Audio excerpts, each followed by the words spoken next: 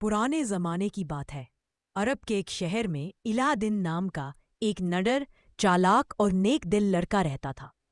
وہ اپنی ماں کے ساتھ ایک چھوٹے سے گھر میں زندگی گزارتا تھا۔ الہ دن کے پاس ایک جادوئی چراغ تھا جس کا جن اس کی مدد کے لیے ہر وقت حاضر رہتا تھا، لیکن الہ دن بے وجہ کبھی چراغ کا استعمال نہیں کرتا تھا۔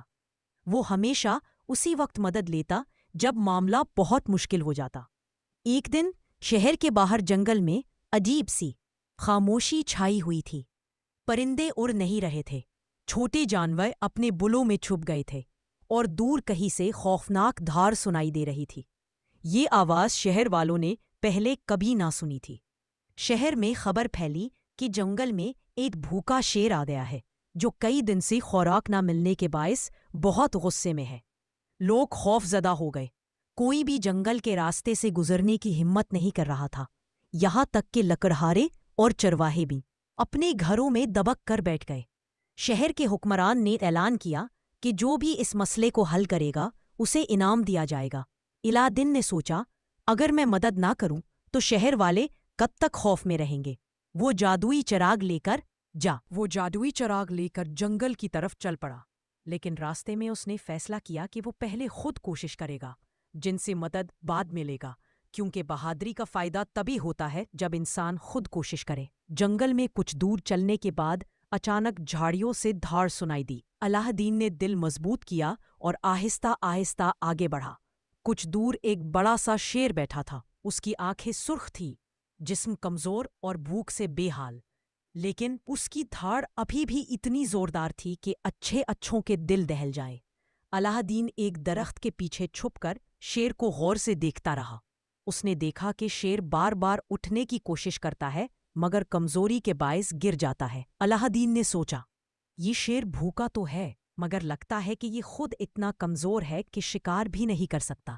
اس سے ڈرنے کے بجائے اس کی مدد کرنا زیادہ ضروری ہے۔ ہمت کر کے وہ آہستہ آہستہ شیر کے قریب پہنچا۔ شیر نے دھاڑ ماری مگر الہ دین نہ بھاگا بلکہ نرمی سے بولا، میں تمہیں نقصان نہیں پہنچانا چاہتا۔ میں جانتا ہوں کہ تم بھوکے ہو۔ اگر میں تمہارے لیے کھانا لے آؤں تو کیا تم شہر والوں کو نقصان نہیں پہنچے؟ نقصان نہیں پہنچاؤ گے، شیر نے کمزور آواز میں گرج کر کہا۔ میں کئی دن سے بھوکا ہوں، مجھے کسی کو نقصان پہنچانے کی ضرورت نہیں، مجھے صرف کھانا چاہیے۔